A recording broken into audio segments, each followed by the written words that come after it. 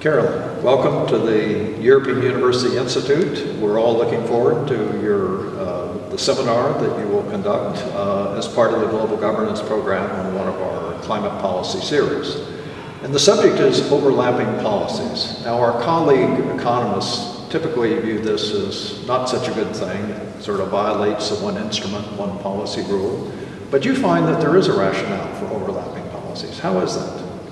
Well, I guess to back up, the reasons our colleagues might be so critical of overlapping policies is that, for example, in the European Union, we've chosen to regulate carbon dioxide emissions with a cap and trade system.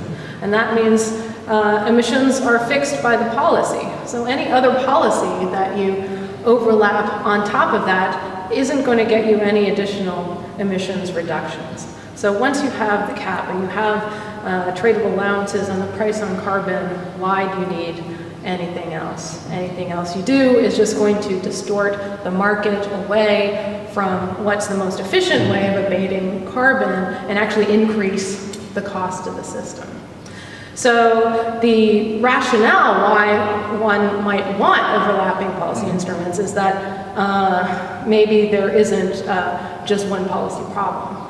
So suppose we have additional market failures. There's not just the emissions externality, the cost of emissions, but also other spillovers from innovation in new renewable energy technologies, from learning by doing, from R&D.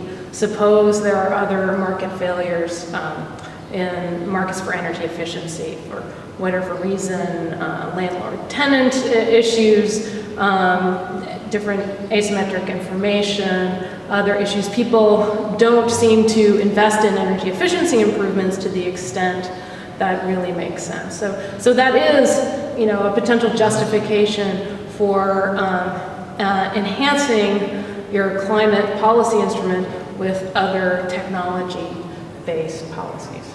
Okay, thank you.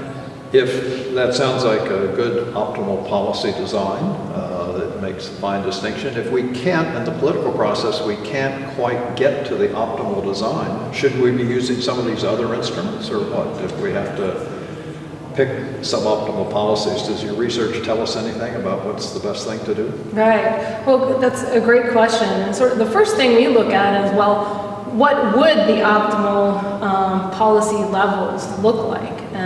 And then, so how close are we with our current policy mix? And so we take into account at least the three other market failures that I just mentioned.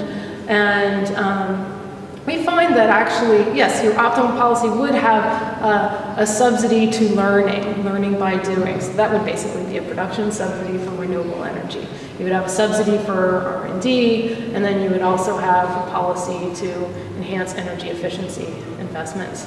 What we find is that the optimal subsidy for learning, that is a production subsidy for renewable energy, is pretty small. And much smaller than the level of ambition that we see out there. We find that the R&D subsidy does have, if you set it properly, it does have a fairly substantial effect on improving the cost effectiveness of your climate policy. And then we find that energy efficiency policy, because energy efficiency policy influences, the demand side of the market, which is the market, actually has a very big effect on welfare. And so we find that those tend to be more important than just subsidizing renewable energy production. Okay, thank you very much. We all look forward to hearing what you have to say today. Thank you. Glad to be here.